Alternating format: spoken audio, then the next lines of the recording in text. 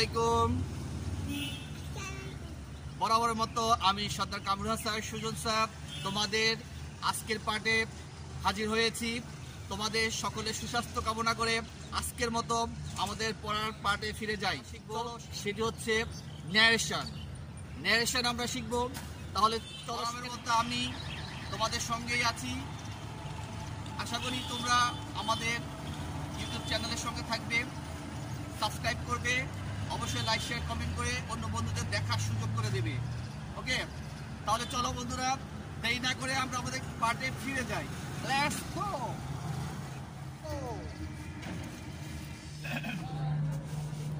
Okay, my dear students, let's go to start our topic.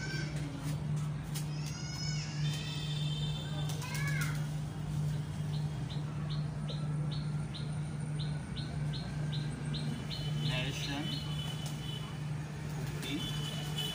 যাতে আমরা speech বলতে পারি। ন্যারেশন শব্দটি এসেছে ন্যারেট হতে।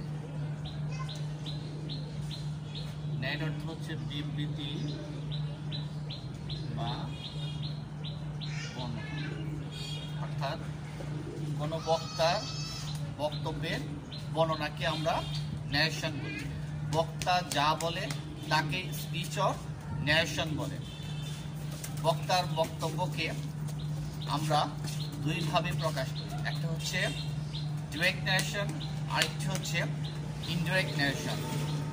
তাহলে আমরা ডিরেক্ট ন্যারেশনকে ডিরেক্ট স্পিচ বলতে পারি, আবার ইনডিরেক্ট ন্যারেশনকে আমরা ইনডিরেক্ট স্পিচ বলতে পারি। এখন আসো আমরা এই স্পিচ বা ন্যারেশনটা ছন্দে ছন্দে কবিতার মাধ্যমে শিখে ফেলি। ওকে, উক্তি হলো বক্তার কথা, থাকে যেন লক্ষ্য, যার আছে দুই অংশ, প্রত্যক্ষ ও পরোক্ষ। প্রত্যক্ষ উক্তিতে বক্তা নিজেই কথা বলে, পরোক্ষ উক্তিতে বক্তার কথা অবিকল রূপে প্রকাশ করে। যে ক্রিয়ার সাহায্যে বক্তা কথা কয়, রিপোর্টিং ভাব বলে জানিবে নিশ্চয়। ইনভার্টেড বা উদ্ধৃতি চিহ্নের ভিতর বক্তার যে কথা থাকে, রিপোর্টেড স্পিচ সবাই তাকে বলে। বুঝতে পেরেছ? তাহলে একটা স্পিচ বা ন্যারেশনের দুইটি অংশ থাকে, একটা রিপোর্টিং ভার্ব আর একটা হচ্ছে রিপোর্টেড স্পিচ। তাহলে রিপোর্টিং ভার্বের ক্ষেত্রে স্পিকার, অর্থাৎ যাকে আমরা যে কথা বলে স্পিকার, অর্থাৎ তাকে আমরা রিপোর্টারও বলি। তাহলে রিপোর্টার বা স্পিকার যার উদ্দেশ্যে কথা বলে সে হচ্ছে লিসেনার বা হিয়ারার অথবা পার্সন স্পোকেন। তাহলে লিসেনার বা রিপোর্টার আমরা এ দুইটা রিপোর্টিং ভার্বের ক্ষেত্রে দেখতে পাই। আর রিপোর্টার বা স্পিকার যে সাবজেক্ট হিসেবে বসে রিপোর্টিং ভার্বে, তাকে আমরা ভার্বের আগে বসাই, আর যেটি অবজেক্ট রিপোর্টিং ভার্বে সেটাকে আমরা ভার্বের পরে বসাই। অর্থাৎ অবজেক্টকে আমরা হিয়ারার বা আমরা লিসেনার অথবা পার্সন স্পোকেন বলে থাকি। তাহলে স্পিকার পার্সন স্পোকেন অর্থাৎ শ্রোতার উদ্দেশ্যে, বক্তা শ্রোতার উদ্দেশ্যে কথা বলবে রিপোর্টিং ভার্বের মাধ্যমে। আর শ্রোতার যে কথাটা শুনবে বক্তা থেকে, সেটি যে রিপোর্টার যে বক্তব্যটা রিপোর্ট করবে হিয়ারার বা লিসেনারের কাছে, সেই রিপোর্টেড স্পিচ বা ডিরেক্ট স্পিচটি সরাসরিভাবে ইনভার্টেড বা উদ্ধৃতি চিহ্নের ভিতর থাকবে। তাহলে আমরা একটা ডিরেক্ট স্পিচের দুইটি অংশ দেখতে পাই, একটি হচ্ছে রিপোর্টিং ভার্ব, আরেকটি হচ্ছে রিপোর্টেড স্পিচ। চলো এখন আমরা এটা কিভাবে উদাহরণে আমরা দেখি, তাহলে বুঝতে পারবো আরো সহজভাবে। ওকে,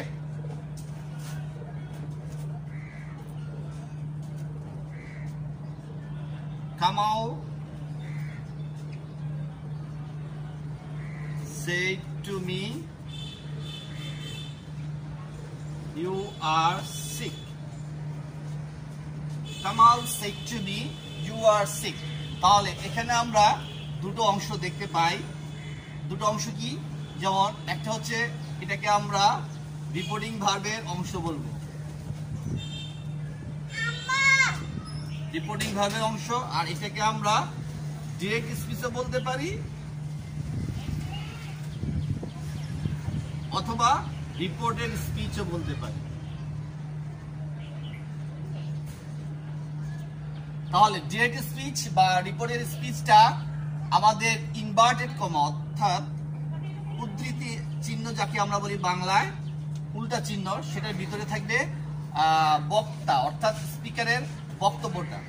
আর স্পিকার এখানে সাবজেক্ট কি করবে, রিপোর্টিং ভার্বের মাধ্যমে যদি কথা বলে অর্থাৎ অবজেক্টের উদ্দেশ্যে, তখন আমরা সেই রিপোর্টিং ভার্বটাকে রিপোর্টিং ভার্ব বলবো। অর্থাৎ যে ভার্বের মাধ্যমে, যে ভার্বের দ্বারা কোনো বক্তা তার বক্তব্য রিপোর্ট উপস্থাপন করে, তখন আমরা সেটিকে রিপোর্টিং ভার্ব বলি। তাহলে এখানে বক্তা রিপোর্টিং ভার্বের দ্বারা শ্রোতার উদ্দেশ্যে তার বক্তব্যটা পেশ করে। তাহলে বক্তার বক্তব্য যেটা পেশ করা হয় ইনভার্টেড বা উদ্ধৃতি চিহ্নের ভিতর, তখন সেটাকে আমরা ডিরেক্ট স্পিচ বা রিপোর্টেড স্পিচ বলি। অর্থাৎ রিপোর্টার যখন কোনো শ্রোতার উদ্দেশ্যে তার বক্তব্যটা রিপোর্ট করে, তখন সেটি হয়ে যায় রিপোর্টেড স্পিচ। তাহলে এখানে আমাদের অবজেক্টটাকে আমরা হিয়ারার বলতে পারি বা লিসেনার বলতে পারি, আর এখানে আমরা সাবজেক্টকে স্পিকার বা আমরা বলতে পারি রিপোর্টার। তাহলে সাবজেক্ট রিপোর্টিং ভার্বের as a speaker, as a reporter, আর রিপোর্টিং ভার্বের object as a hearer, as a listener, as a person spoken, আর ইনভার্টেড বা উদ্ধৃতি চিহ্নের ভিতর যে অংশ সেটি হবে রিপোর্টেড স্পিচ। ওকে, ক্লিয়ার? এখন আসো আমরা পরবর্তী উদাহরণে চলে যাই।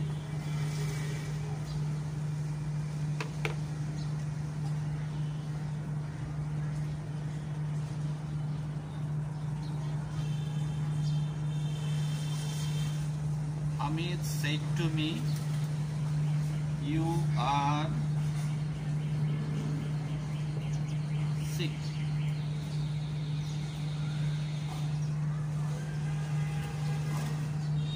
I am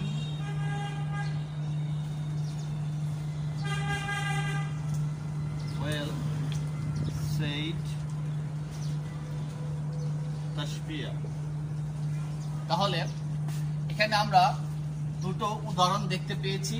এই দুটো উদাহরণের মধ্যে প্রথমে বাক্যের শুরুতে রিপোর্টিং ভার্ব আছে, আবার রিপোর্টিং ভার্ব দ্বিতীয় উদাহরণে বাক্যের শেষে আছে। তাহলে রিপোর্টিং ভার্ব বাক্যের শুরুতেও থাকতে পারে, বাক্যের শেষেও থাকতে পারে। এখন আমাদের এই রিপোর্টিং ভার্বের তাহলে এখানে সাবজেক্ট হবে স্পিকার, আর অবজেক্ট হবে লিসেনার বা হিয়ারার অথবা পার্সন স্পোকেন। আর ইনভার্টেড কমার ভিতর যে অংশটা সেটা হচ্ছে রিপোর্টেড স্পিচ, আর কমার আগে যে অংশটা সেটা হচ্ছে রিপোর্টিং ভার্ব। তাহলে রিপোর্টিং ভার্বের আমরা দুটো এখানে ডিরেক্ট স্পিচের দুটো অংশ দেখতে পেলাম, সেটা হচ্ছে রিপোর্টিং ভার্ব, রিপোর্টেড স্পিচ। এখন এই রিপোর্টিং ভার্বটা আমাদের বাক্যের শুরুতেও থাকে, বাক্যের শেষেও থাকে। তাহলে এই ইনভার্টেড কমার ভিতরে অংশটি আমরা রিপোর্টেড স্পিচ বলবো, আর শেষের অংশটাকে আমরা রিপোর্টিং ভার্বের অংশ বলবো। তাশবিয়া এখানে হচ্ছে স্পিকার। তাহলে আমরা একটা ডিরেক্ট স্পিচে কি কি থাকে এটা আগে আমাদের বুঝতে হবে, তাহলে আমরা কি করতে পারবো, ডিরেক্ট থেকে ইনডাইরেক্ট স্পিচে পরিবর্তন করতে পারবো। এখন ইনডাইরেক্ট স্পিচটা কি এটাও আমাদের বুঝতে হবে। তাহলে চলো আমরা তাহলে ডিরেক্ট এবং ইনডাইরেক্ট স্পিচে যে ফিচার্স বা কয়েকটি বৈশিষ্ট্য আছে সেগুলি আমরা এখন লক্ষ্য করি। ওকে, বিশ্লেষণ করলে দেখতে পাই যে একটা ডিরেক্ট স্পিচের যে কয়েকটি দিক থাকে বা বৈশিষ্ট্য থাকে, ফিচার্স অফ ডিরেক্ট ন্যারেশন, সেগুলো আমরা একটু লক্ষ্য করি। দেখো যে যেমন বক্তার বক্তব্য ডিরেক্ট স্পিচটি ইনভার্টেড বা কোটেশন মার্কসের ভিতরে থাকে, কিন্তু সংলাপে এর প্রয়োজন হয় না। আবার রিপোর্টিং ভাবটি আগে কমা বসে, তবে সংলাপে কমা এবং রিপোর্টিং ভার্বের দরকার হয় না। আবার ডিরেক্ট স্পিচের যে ইনভার্টেড বা কমার মধ্যে প্রথম ওয়ার্ডের প্রথম অক্ষরটি সর্বদাই ক্যাপিটাল লেটার হয়, এটা আমাদের মনে রাখতে হবে যে একটা ডিরেক্ট স্পিচের কি কি বৈশিষ্ট্য। তাহলে আমরা বুঝতে পেরেছি ডিরেক্ট স্পিচটি ইনভার্টেড বা কোটেশন মার্কসের ভিতরে থাকবে, কিন্তু সংলাপে আমাদের কমা কোটেশন মার্কসের প্রয়োজন হয় না। তারপরে দ্বিতীয়ত হচ্ছে আমাদের যে রিপোর্টিং ভার্বের পরে যে কমা এবং রিপোর্টিং ভাবটা থাকে, এটা আমাদের সংলাপে দেখানোর প্রয়োজন পড়ে না। তারপর হচ্ছে আমাদের সর্বদাই মনে রাখতে হবে যে ডিরেক্ট স্পিচের প্রথম ওয়ার্ডের প্রথম অক্ষরটি সর্বদাই ক্যাপিটাল লেটার বা বড় হাতের হবে। কেমন? এটা হচ্ছে আমাদের features of direct narration or direct speech. এখন আসো আমাদের ইনডাইরেক্ট স্পিচটা কি? ইনডাইরেক্ট স্পিচ হচ্ছে বক্তার বক্তব্য যখন অন্যভাবে বা অন্য কোনো বর্ণনাকারীর ভাষায় প্রকাশ করা হয়, তখন সেটি হয় ইনডাইরেক্ট স্পিচ। তাহলে বক্তার বক্তব্যকে পরিবর্তন করে অন্য কোনো বর্ণনাকারীর ভাষায় প্রকাশ করাকে ইনডাইরেক্ট ন্যারেশন বা স্পিচ বলে। এখন আমরা এই বাক্যটিকে যদি কনভার্ট করে দিই ইনডাইরেক্ট স্পিচে, তাহলে আমাদের কি দাঁড়ায় দেখো।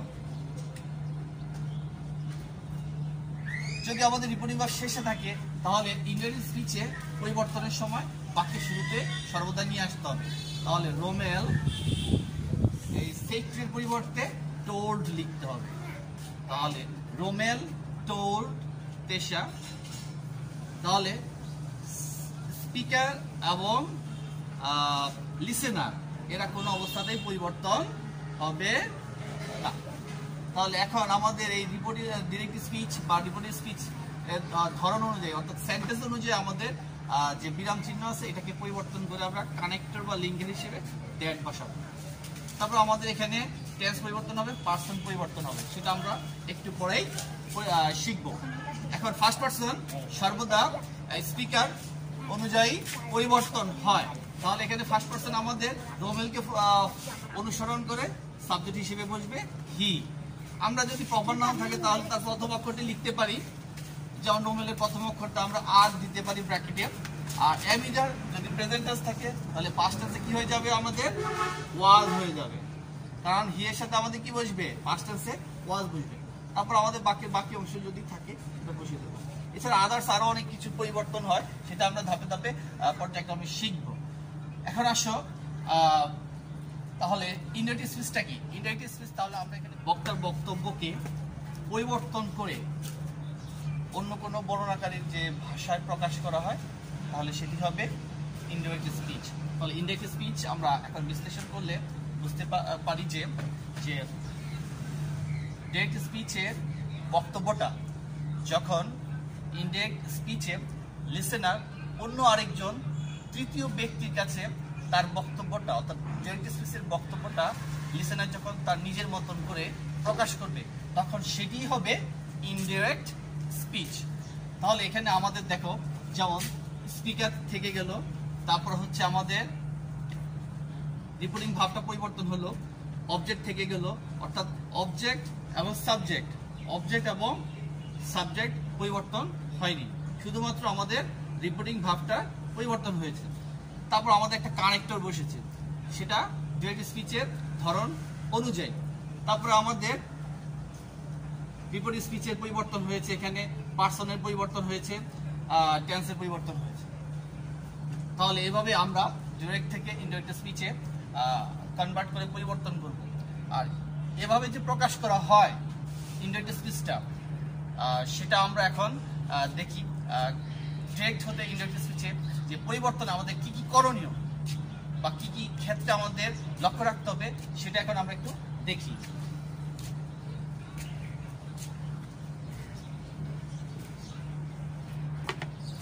ডিরেক্ট হতে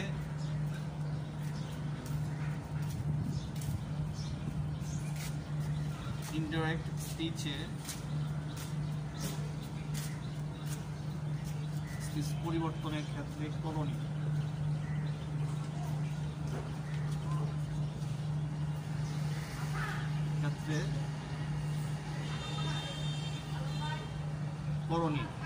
তাহলে ডিরেক্ট হতে ইনডাইরেক্ট স্পিচ পরিবর্তনের ক্ষেত্রে আমাদের যে করণীয় সেটা হচ্ছে, যেমন আমরা যদি 1 নাম্বার দেখি রিপোর্টিং ভার্বের ক্ষেত্রে কি কি করতে হবে। রিপোর্টিং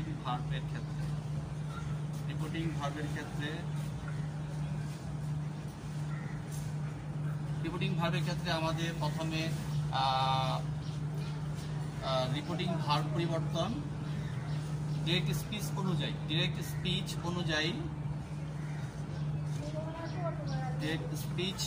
অনুযায়ী রিপোর্টিং ভার্ব পরিবর্তন।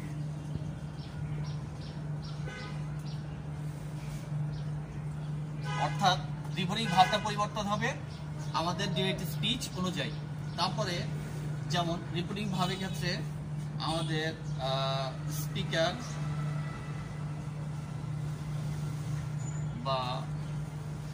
স্পিকার অথবা রিপোর্টার ও লিসেনার বা হিয়ারার সর্বদা আনচেঞ্জড থাকবে, অর্থাৎ অপরিবর্তনীয় থাকবে।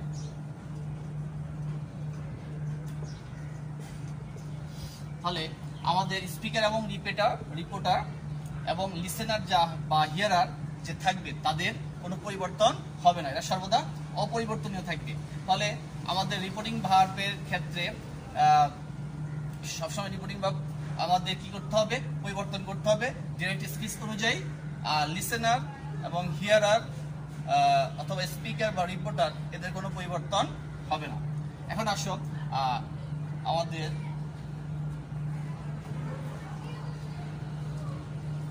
রিপোর্টিং স্পিচের ক্ষেত্রে কি কি করণীয় আমাদের দেখি। রিপোর্টের স্পিচের ক্ষেত্রে আমাদের করণীয়, রিপোর্টের স্পিচের ক্ষেত্রে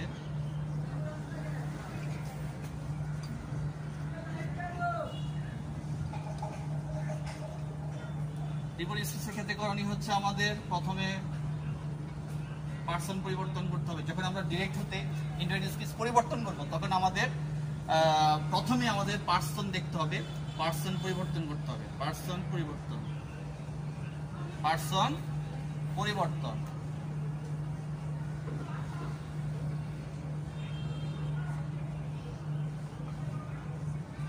পরিবর্তন করতে হবে। দ্বিতীয়ত হচ্ছে আমাদের টেন্স পরিবর্তন। তবে কিছু ক্ষেত্রে সংকীর্ণতা আছে, সেটা আমরা পরে দেখব। টেন্স পরিবর্তন। 3 নাম্বার হচ্ছে আমাদের সময় ও নৈকট্যবাচক শব্দের পরিবর্তন। সময় ও নৈকট্যবাচক শব্দের পরিবর্তন। তারপর হচ্ছে আমাদের 4 নাম্বার হচ্ছে ডিরেক্ট স্পিচ অনুসারে আমাদের কানেক্টর বা লিঙ্কের যুক্ত করতে হবে। অর্থাৎ ডিরেক্ট স্পিচ অনুযায়ী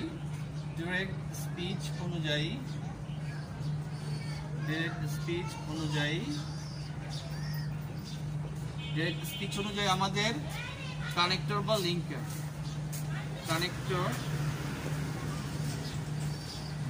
লিঙ্কের, একে আমরা বাংলায় বলি সংযোজক বা যুক্তকারী শব্দ। অর্থাৎ ডিরেক্ট স্পিচ অনুযায়ী কানেক্টর বা লিঙ্কার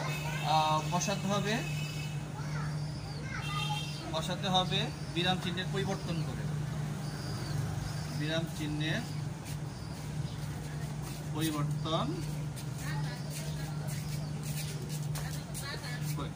তাহলে আমাদের রিপোর্টিং স্পিচের ক্ষেত্রে আমাদের যখন রিপোর্টিং ভার্ব পাস্ট টেন্স হবে তখন আমাদের টেন্সের পরিবর্তন হবে। আর যদি আমাদের রিপোর্টিং ভার্ব প্রেজেন্ট বা ফিউচার টেন্স থাকে তাহলে সেক্ষেত্রে পার্সনের পরিবর্তন হবে, নৈকট্যবাচক শব্দেরও পরিবর্তন হতে পারে। আর যদি রিপোর্টিং ভার্ব আমাদের পাস্ট টেন্স থাকে তাহলে আমাদের পার্সন পরিবর্তন হবে, টেন্স পরিবর্তন হবে, সময় নৈকট্যবাচক শব্দের পরিবর্তন হবে। তারপর হচ্ছে আমাদের ডিরেক্ট স্পিচ অনুযায়ী অবশ্যই কানেক্টর বা লিঙ্কে যুক্ত করতে হবে বিরাম চিহ্নকে বাদ দিয়ে। ওকে, কেমন? এগুলো হচ্ছে আমাদের ডিরেক্ট হতে ইনডিরেক্ট স্পিচে পরিবর্তন করার ক্ষেত্রে আমাদের লক্ষ্য রাখতে হবে এবং এটা হচ্ছে আমাদের বিশেষ বিশেষ করণীয়। কেমন? এখন আসো আমরা পরবর্তী ক্ষেত্রে কি কি করতে হবে সেটা একটু লক্ষ্য করি। এখন একটা উদাহরণ দিয়ে আমরা বুঝতে পারি।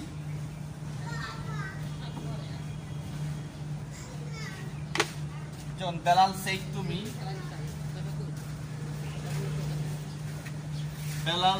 me, Belal said to me, I killed a bird. I killed a bird yesterday. এখন যখন আমরা এটাকে ডিরেক্ট থেকে ইনডিরেক্ট স্পিচে পরিবর্তন করব তখন আমাদের কি দাঁড়ায়? প্রথমে আমাদের বেলাল স্পিকার রিপোর্টিং ভার্বের ক্ষেত্রে আমাদের শুধুমাত্র রিপোর্টিং ভার্বটা চেঞ্জ করব রিপোর্টিং স্পিচের সেন্টেন্স অনুযায়ী। যেহেতু রিপোর্টেড স্পিচটা আমাদের বা ডিরেক্ট স্পিচটা হচ্ছে অ্যাসার্টিভ সেন্টেন্স, তাহলে আমাদের রিপোর্টিং ভার্বটা পরিবর্তন হয়ে টোল্ড হবে। তারপরে অবজেক্ট মি বসবে, কমা ইনভার্টেড কমা বিরাম চিহ্নের পরিবর্তন করে আমরা রিপোর্টিং স্পিচের সেন্টেন্স অনুযায়ী আমরা দ্যাট বসাবো। এখন আসো আমাদের যেহেতু আমাদের রিপোর্টিং ভার্বটা পাস্ট টেন্স, তাহলে রিপোর্টিং ভার্ব যদি পাস্ট টেন্স হয় তাহলে আমাদের এখানে পারসন যেহেতু ফার্স্ট পারসন আছে তাহলে আমাদের পরিবর্তন হবে সাবজেক্ট অনুযায়ী, অর্থাৎ সাবজেক্ট বেলাল। তাহলে বেলাল এটা যেহেতু সাবজেক্টিভ ফর্ম তাহলে বেলালের সাবজেক্টিভ ফর্ম বসবে। তাহলে বেলালের সাবজেক্টিভ ফর্ম কি হবে? হি। ব্র্যাকেটে আমরা বি দিতে পারি যেহেতু এখানে প্রপার নাউন বেলাল আছে। বেলালের প্রথম অক্ষরটি ক্যাপিটাল লেটারটি আমরা লিখে দেব প্রথম অক্ষরটি। তারপর হচ্ছে আমাদের যদি টেন্স পরিবর্তন করি, যেমন এটা পাস্ট টেন্স, তাহলে পাস্ট টেন্স আমাদের সরাসরি কি হবে? পাস্ট পারফেক্ট হয়ে যাবে। তাহলে হ্যাড কিল হয়ে যাবে, হ্যাড কিল। তারপর অবজেক্ট আছে এ বার্ড। এখানে আমাদের একটা সময়বাচক শব্দ আছে সেটা হচ্ছে কি? ইয়েস্টারডে। ইয়েস্টারডে পরিবর্তন করলে আমাদের হবে দ্য প্রিভিয়াস ডে, অথবা আমরা দ্য ডে বিফোর লিখতে পারি, দ্য প্রিভিয়াস ডে। ওকে, এভাবে আমরা যে 5 প্রকার সেন্টেন্স আছে যেমন assertive, interrogative, imperative, objective, exclamatory, এগুলো আমরা শিখবো আস্তে আস্তে। কেমন? এখন আমরা এই যে একটা উদাহরণের মাধ্যমে বুঝতে পারলাম যে ডিরেক্ট স্পিচটা কি এবং ইনডিরেক্ট স্পিচটা কি। তোমাদের জন্য অবশ্যই কনসেপ্টটা ক্লিয়ার হয়ে গেছে আশা করি। এখন আসলে আমরা পরিবর্তনের জন্য যে আমাদের টেন্স পরিবর্তন করতে হবে, পার্সন পরিবর্তন করতে হবে সেটা একটু লক্ষ্য করি। কেমন? আসো তাহলে আমরা পার্সনের পরিবর্তন এখানে দেখতে পাই যে আমাদের ফার্স্ট পার্সন অর্থাৎ ডিরেক্ট স্পিচের ফার্স্ট পার্সন সর্বদা আমাদের রিপোর্টিং ভার্বের সাবজেক্ট অনুযায়ী পরিবর্তন হবে। ডিরেক্ট থেকে ইনডিরেক্ট স্পিচে যখন পরিবর্তন করব তখন আমাদের ডিরেক্ট স্পিচের ফার্স্ট পার্সন সর্বদা রিপোর্টিং ভার্বের সাবজেক্ট অনুযায়ী পরিবর্তন হবে। আর যদি আমরা ডিরেক্ট স্পিচের সেকেন্ড পার্সন থাকে তাহলে আমাদের রিপোর্টিং ভার্বের অবজেক্ট অনুযায়ী পরিবর্তন করব। আর যদি আমাদের থার্ড পার্সন থাকে, ডিরেক্ট স্পিচের থার্ড পার্সন থাকে তাহলে আমাদের সর্বদা আনচেঞ্জড থাকবে, অর্থাৎ কোনো পরিবর্তন হবে না। কেমন? তাহলে এখন আমরা এখানে একটা ছকের মাধ্যমে দেখতে পাই যদি আমি রিপোর্টিং স্পিচে ফার্স্ট পার্সন অথবা সেকেন্ড পার্সন অথবা থার্ড পার্সন থাকে তাহলে আমি রিপোর্টিং ভার্বের ক্ষেত্রে ফার্স্ট পার্সনকে কি করব? রিপোর্টিং ভার্বের সাবজেক্ট অনুযায়ী পরিবর্তন করব। তাহলে রিপোর্টিং স্পিচের ফার্স্ট পার্সন সর্বদা রিপোর্টিং ভার্বের সাবজেক্ট অনুযায়ী পরিবর্তন হবে। আর যদি রিপোর্টিং স্পিচে আমাদের সেকেন্ড পার্সন থাকে তাহলে রিপোর্টিং ভার্বের অবজেক্ট অনুযায়ী পরিবর্তন হবে। আর যদি আমাদের রিপোর্টিং স্পিচের থার্ড পার্সন থাকে তাহলে আমাদের নো চেঞ্জড হবে, অর্থাৎ কোনো পরিবর্তন হবে না।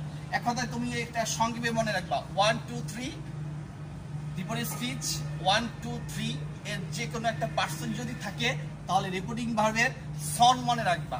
সন অর্থাৎ রিপোর্টিং ভার্বের এস সাবজেক্ট, ও অবজেক্ট, অ্যান্ড নো চেঞ্জ, কোনো পরিবর্তন হবে না। তাহলে ফার্স্ট পারসন আমাদের সাবজেক্ট অনুযায়ী পরিবর্তন, সেকেন্ড পারসন রিপোর্টিং ভার্বের অবজেক্ট অনুযায়ী পরিবর্তন, আর থার্ড পারসন রিপোর্টিং ভার্বের ক্ষেত্রে নো চেঞ্জ থাকবে।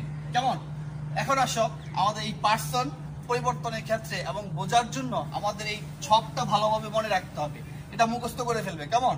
যেমন ফার্স্ট পারসনের I subjective form, me objective form, my positive form, we subjective form, us objective form, our positive form, you second person এর objective form you আর positive form you, আর he subjective form, he এর objective form him আর he এর positive form হচ্ছে his, she এর subject হচ্ছে subjective form, এর অবজেক্টিভ ফর্ম হার আর পজিটিভ ফর্ম হচ্ছে হার, আর দে হচ্ছে সাবজেক্টিভ ফর্ম, দের অবজেক্টিভ ফর্ম হচ্ছে দ্যাম আর পজিটিভ ফর্ম হচ্ছে দেয়ার।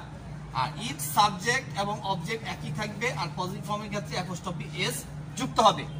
আর যদি আমাদের নাউন থাকে, যে কোনো নাউন, তাহলে সেটা সাবজেক্ট এবং অবজেক্ট একই হবে। আর পজিটিভ ফর্মের ক্ষেত্রে আমাদের অবশ্যই অ্যাপোস্ট্রফি এস যুক্ত করতে হবে। অবশ্যই আমাদের এই ছকটা ভালোভাবে মুখস্থ করে নেবে, যাতে আমরা নেশন পরিবর্তনের ক্ষেত্রে আমরা কোনটা সাবজেক্টিভ ফর্ম, কোনটা অবজেক্টিভ ফর্ম, কোনটা পজিটিভ ফর্ম, এটা যাতে বুঝতে পারি। এটা যদি আমরা বুঝতে না পারি এবং এটা যদি আমাদের মাথায় যদি আমাদের একটা ভালোভাবে মজুদ না থাকে এবং এটা যদি আমাদের মুখস্থ না থাকে, তাহলে এটা আমরা পরিবর্তন করাটা আমাদের জন্য একটু কষ্ট হয়ে যাবে, ডিফিকাল্ট হয়ে যাবে। তো তোমাদেরকে আমি আর্নেস্ট রিকোয়েস্ট করব যে তোমরা এই পার্সন পরিবর্তনের এই ছকটা ভালোভাবে রপ্ত করে নিবে, ভালোভাবে মুখস্থ করে নিবে। কেমন? এখন আসো আমরা টেন্স কিভাবে পরিবর্তন হয় সেটা একটু লক্ষ্য করি। টেন্স পরিবর্তনের ক্ষেত্রে যেসব বিষয় লক্ষ্য রাখতে হবে সেগুলি হচ্ছে, প্রথমত আমাদের রিপোর্টিং ভার্বটি যদি প্রেজেন্ট বা ফিউচার টেন্স হয়, তাহলে রিপোর্টিং স্টেট টেন্সের কোনো পরিবর্তন হবে না, শুধুমাত্র পারসন ও নেগেটিভবাচক শব্দের পরিবর্তন করতে হবে। তাহলে আমরা একটু দেখি। Father says to his daughter, I shall send you to university. এখানে ফাদার সেজ টু হচ্ছে প্রেজেন্ট ফর্ম আছে, তাহলে আমাদের সেজ টু থেকে একটু টেন্স হবে ফাদার স্পিকার, তাহলে সেজ টু এর পরিবর্তে আমাদের টেলস, তারপর অবজেক্ট হিজ ডটার, এদের কোনো পরিবর্তন হবে না। কমা ইনভার্টেড কমা, যেহেতু রিপোর্টিং সেন্টেন্স, তাহলে আমাদের কমা ইনভার্টেড কমা পরিবর্তন করে দ্যাট বসাবো। ফার্স্ট পারসনের পরিবর্তন হয়ে আমাদের সাবজেক্ট অনুযায়ী, স্পিকার অনুযায়ী হি হবে। আর শ্যাল উইল, আমাদের আয়ের সাথে শ্যাল বসে, কিন্তু হি এর সাথে শ্যালটা কি হয়ে যাবে? উইল হয়ে যাবে। তারপরে শ্যাল উইলের পরে ভার্বে সবসময় বেস ফর্ম হয়, অর্থাৎ প্রেজেন্ট ফর্ম হয়, এদের কোনো প্রেজেন্ট ফর্ম হয় না, বেস ফর্ম। তারপর আমাদের ইউ সেকেন্ড পারসন অবজেক্ট, এটা আমাদের অবজেক্ট অনুযায়ী পরিবর্তন হবে, অর্থাৎ লিসেনার অনুযায়ী পরিবর্তন হবে। তো লিসেনার কি আছে? ডটার, তার মেয়ে, দ্যাট মিনস তার পরিবর্তে আমাদের কি হবে? হার, হি উইল সেন্ড হার। তারপর বাকি অংশ যা আছে তা লিখতে হবে টু ইউনিভার্সিটি, ইউনিভার্সিটি। এভাবে আমরা পরিবর্তন করব। যেমন আমাদের এখানে রিপোর্টিং বা দ্বিতীয় বাক্যটি আছে উইল সে, তাহলে Tisha will say, will say থাকলে উইল সে লিখতে হবে, কমা ইনভার্টেড কমা পরিবর্তন করে বাক্য এসএফটি বলে দ্যাট লিখতে হবে। ফার্স্ট পারসন এখানে আমাদের তিশা অনুযায়ী পরিবর্তন হবে, তিশা অনুযায়ী পরিবর্তন হলে আমাদের কি হবে? শি, যেহেতু তিশা হচ্ছে সাবজেক্ট, তাহলে সাবজেক্ট নাউনের প্রনাউন হিসেবে আমাদের শি বসবে, আমরা ব্র্যাকেটে টি লিখতে পারি। আর এখানে আয়ের সাথে এম বসে, বাট শি এর সাথে আমাদের এমটা কি হয়ে যাবে? প্রেজেন্ট ফর্মে ইজ হয়ে যাবে। তাহলে এখানে আমাদের টেন্সের পরিবর্তন হচ্ছে না, শুধুমাত্র পারসনের পরিবর্তন হচ্ছে। That means she is happy.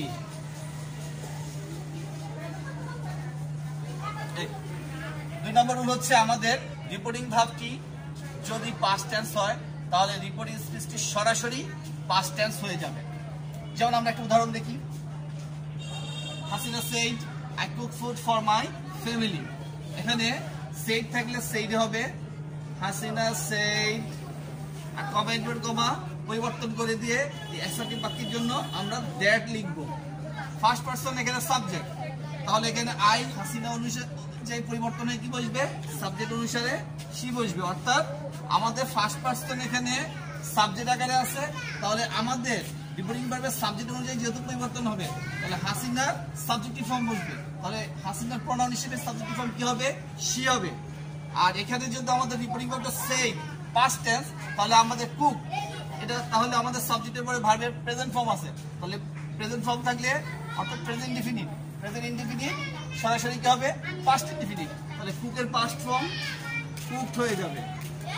She cooked food for, এখানে মাই, আয়ের পজিটিভ ফর্ম, তাহলে হাসিনার পজিটিভ ফর্ম কি হবে? শি হার হার, তাহলে এখানে আমাদের কি বসবে? হার বসবে, হার ছবি। এভাবে আমরা রিপোর্টিং ভার্ব যদি পাস্ট টেন্স থাকে তাহলে রিপোর্টিং স্পিচে আমরা ফার্স্ট পারসন সেকেন্ড পারসন থাকলে পরিবর্তন করব, আর থার্ড পারসন নো চেঞ্জ, পরিবর্তন হবে না। আর আমাদের এখানে টেন্স যেহেতু আছে প্রেজেন্ট টেন্স, তাহলে পাস্ট টেন্স হয়ে যাবে। আর যদি সমন্বয়ক শব্দ থাকে তাহলে পরিবর্তন হবে, আর যদি না থাকে তাহলে কোনো পরিবর্তন হবে না। ওকে, আমরা এখন পরবর্তী পর্যায়ে কিভাবে টেন্স পরিবর্তন হয়, ধাপে ধাপে প্রেজেন্ট টেন্স কিভাবে পাস্ট টেন্স হয়ে যায়, এছাড়া অন্যান্য টেন্স কিভাবে পরিবর্তন হয়, আমরা সেটা এখন লক্ষ্য করব। ওকে, যদি রিপোর্টিং ভার্বটা পাস্ট টেন্স হয় তাহলে আমরা জানি এটা বিপরীত ক্রমে পরিবর্তন হয়, অর্থাৎ প্রেজেন্ট টেন্স পাস্ট টেন্স হয়ে যায়। যেমন present indefinite past indefinite, present continuous past continuous, present perfect past perfect, present perfect continuous past perfect continuous. Past indefinite past perfect হয়ে যায়, আর past continuous past perfect continuous tense হয়ে যায়। এছাড়া অন্য কোনো টেন্সের পরিবর্তন হয় না, তবে কিছু কিছু ক্ষেত্রে পরিবর্তন হয়, সেটা আমরা এখন লক্ষ্য করি। যেমন আমাদের প্রেজেন্ট ইনডিফিনিট যদি ভার্বের প্রেজেন্ট ফর্ম থাকে তাহলে পাস্ট ফর্ম হয়ে যাবে, আর যদি আমাদের এম ইজার থাকে, অর্থাৎ আমাদের ডাইরেক্ট স্পিচে যদি এম ইজার থাকে তাহলে ইনডাইরেক্ট স্পিচে ওয়াজ হয়ে যাবে, ওয়াজ এবং ওয়ার হয়ে যাবে, কারণ রিপোর্টিং বা পাস্ট টেন্স। আর am is are plus verb one plus ING থাকলে was were plus verb one plus ING হয়ে যাবে, অর্থাৎ present continuous past continuous tense হয়ে যাবে। তারপর হ্যাভ হ্যাজ, যদি প্রেজেন্ট টেন্স থাকে তাহলে পাস্ট টেন্স হয়ে হ্যাড হবে। তারপরে have has plus verb three, that means present perfect tense থাকলে হ্যাড প্লাস ভার্ব থ্রি হয়ে যাবে, অর্থাৎ পাস্ট পারফেক্ট হয়ে যাবে। তারপর ডু ডাজ থাকলে প্রেজেন্ট টেন্স থাকলে আমাদের পাস্ট টেন্স হয়ে ডিড হবে। Do does plus subject plus verb one থাকলে, অর্থাৎ প্রেজেন্ট ফর্ম যদি থাকে তাহলে আমাদের বাক্যটা যেহেতু অ্যাসার্টিভ হয়ে যায় ডিরেক্ট থেকে ইনডাইরেক্ট স্পিচে পরিবর্তনের জন্য, এই জন্য আমাদের সাবজেক্ট প্লাস ভার্ব টু হয়ে যাবে, অর্থাৎ পাস্ট ইনডিফিনিট টেন্স হয়ে যাবে। তারপর যেমন এখানে আমাদের ডিড, ডিড হচ্ছে পাস্ট ফর্ম, তাহলে পাস্ট পারফেক্ট হয়ে যাবে নিয়ম অনুযায়ী, তাহলে হ্যাড প্লাস ভার্ব থ্রি হয়ে যাবে। তারপরে আছে did plus subject plus verb one, যদি ইন্টারোগেটিভ বাক্য থাকে তাহলে আমাদের অ্যাসার্টিভ হয়ে যাবে, যেহেতু সাবজেক্টের আগে ডিড আছে তাহলে বুঝতে হবে এটা পাস্ট ইনডিফিনিট টেন্স। তাহলে পাস্ট ইনডিফিনিট আমাদের পাস্ট পারফেক্ট হলে subject plus had plus verb three হয়ে যাবে। তারপরে সব যেমন এখানে আমাদের পাস্ট ইনডিফিনিট ভার্ব টু, যদি ভার্ব টু থাকে আমাদের পাস্ট পারফেক্ট হবে, তাহলে হ্যাড প্লাস ভার্ব থ্রি হয়ে যাবে। ওয়াজ ওয়ার পাস্ট তথ্য প্রকাশ করে, তাহলে ওয়াজ ওয়ারের পাস্ট পারফেক্ট হয়ে যাবে হ্যাড বিন। আর ওয়াজ ওয়ারের পরে যদি ভার্বের সাথে আইএনজি থাকে তাহলে পাস্ট পারফেক্ট কন্টিনিউয়াস টেন্স হয়ে যাবে, তাহলে আমাদের had been plus verb one plus ING হয়ে যাবে। আর অন্যান্য টেন্সের ক্ষেত্রে যেমন আমরা ক্যান থাকলে কুড হবে, মে থাকলে মাইট হবে, শ্যাল উইল থাকলে উড হয়ে যাবে, সকল সাবজেক্টের সাথে উড বসবে। আর মাস্ট দ্বারা যদি আমাদের কর্তব্য বোঝায় তাহলে মাস্ট হ্যাড টু হয়ে যাবে। আর মাস্ট দ্বারা যদি আমাদের উচিত বা দৃঢ় অনুমান বা চিরকালীন বাধ্যবাধকতা এমন অর্থ প্রকাশ করে তাহলে সেক্ষেত্রে আমাদের মাস্টের কোনো পরিবর্তন হবে না। আর অন্যান্য মডেল ভার্ব যেমন should, would, used to, could, must not, must, তারপরে হচ্ছে গোয়িং টু, তারপর হচ্ছে আমাদের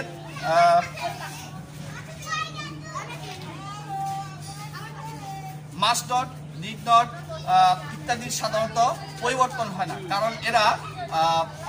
কারণ এরা হচ্ছে উচিত অর্থ প্রকাশ করে অথবা অতীতের কোনো অব্যবহৃত অর্থ প্রকাশ করে। তাহলে উচিত বা অতীতের কোনো অব্যবহৃত অর্থ প্রকাশ করলে আমাদের এইসব মডেল ভার্বের কোনো পরিবর্তন হয় না, এরা যেভাবে আছে ঠিক সেভাবেই অক্ষত থাকবে, অর্থাৎ এদের কোনো পরিবর্তন করা সম্ভব হবে না, এদেরকে এদের অনুযায়ী রেখে দিতে হবে। কেমন? তাহলে আমরা এই ভাবগুলোর পরিবর্তন আমরা অ্যাসার্টিভ যখন ন্যারেশন করব তখন শিখবো। এখন আমরা জাস্ট এগুলো আমাদের মুখস্থ রাখতে হবে এবং বারবার এগুলো চর্চা করতে হবে, যাতে আমরা রিপোর্টিং ভাবটা পাস্ট টেন্স থাকলে আমরা এগুলো পরিবর্তন করতে পারি। ওকে, তাহলে এখন আসো আমরা কিভাবে রিপোর্টিং ভাব পাস্ট টেন্স থাকলে দূরত্ববাচক শব্দে পরিণত হয় কাছের শব্দ, অর্থাৎ সময়বাচক শব্দ এবং যেগুলো আমাদের নৈকট্যবাচক শব্দ সেগুলো দূরত্ববাচক শব্দে কিভাবে পরিবর্তন হয়, এখন আমরা সেগুলো শিখব। ওকে, চলো বন্ধুরা।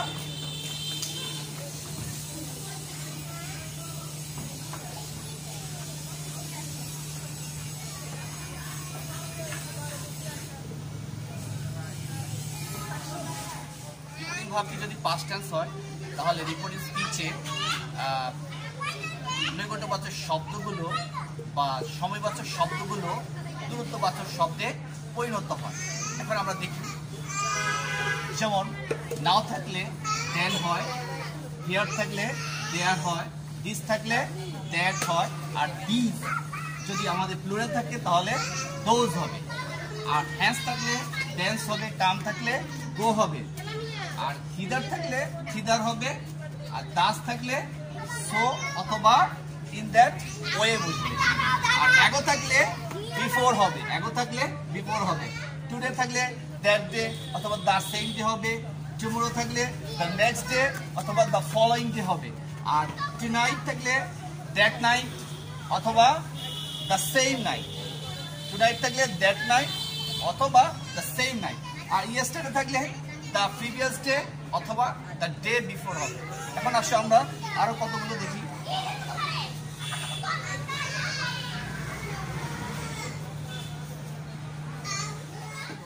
যদি আমাদের টুমরো আফটারনুন বা টুমরো মর্নিং থাকে তাহলে আমাদের কি হবে? The next afternoon, the next morning. তাহলে tomorrow afternoon, the next afternoon, tomorrow morning, the next morning. আর ইয়েস্টারডে আফটারনুন থাকলে দ্য প্রিভিয়াস আফটারনুন, আর ইয়েস্টারডে মর্নিং থাকলে দ্য প্রিভিয়াস মর্নিং। আর দ্য ডে বিফোর ইয়েস্টারডে অর্থাৎ গতকালের আগের দিন থাকলে 2 days বিফোর হবে, আর দ্য ডে আফটার টুমরো আগামীকালের পরের দিন, দ্যাট মিনস আমাদের ইন 2 days টাইম।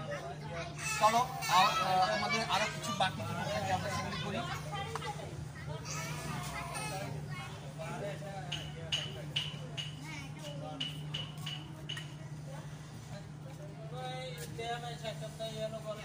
যেমন next day, next week, next month, next year যদি থাকে তাহলে আমরা নেক্সট ডের জন্য দ্য ফলোয়িং ডে লিখতে পারি, তারপর নেক্সট উইকের জন্য দ্য ফলোয়িং উইক, নেক্সট মান্থের জন্য দ্য ফলোয়িং মান্থ, নেক্সট ইয়ারের জন্য দ্য ফলোয়িং ইয়ার।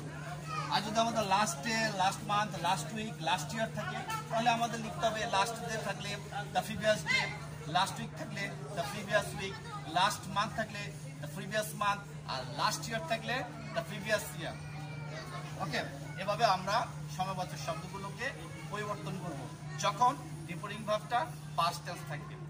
কিন্তু রিপোর্টিং ভার্ব যদি প্রেজেন্ট টেন্স বা ফিউচার টেন্স থাকে তাহলে সময়বাচক শব্দের কোনো অবস্থাতেই পরিবর্তন করা যাবে না, অর্থাৎ সময়বাচক শব্দগুলো যেভাবে থাকবে সেভাবেই রেখে দিতে হবে। কিন্তু মাঝে মাঝে নৈকট্যবাচক শব্দগুলো পরিবর্তন হতে পারে রিপোর্টিং ভার্ব প্রেজেন্ট বা ফিউচার টেন্স থাকে। পক্ষান্তরে যদি রিপোর্টিং ভার্বটা পাস্ট টেন্স থাকে তাহলে আমাদের সময়বাচক শব্দ নৈকট্যবাচক শব্দ তো পরিবর্তন করতে হবে। আর আমরা তো শিখেছি যে টেন্সের পরিবর্তন করতে হবে, পার্সনের পরিবর্তন করতে হবে। তাহলে আমরা যদি আজকে সামারি করি ন্যারেশনের, আমরা ন্যারেশনের আজকে তাহলে কি সারমর্ম দেখতে পাই। আমরা ন্যারেশন কি, ন্যারেশন কত প্রকার, প্রত্যেক প্রকারের সংজ্ঞা এবং প্রত্যেক প্রকারের বিশ্লেষণ, তারপর হচ্ছে আমাদের পার্সন পরিবর্তন, টেন্স পরিবর্তন, সময় ও নৈকট্যবাচক শব্দের পরিবর্তন।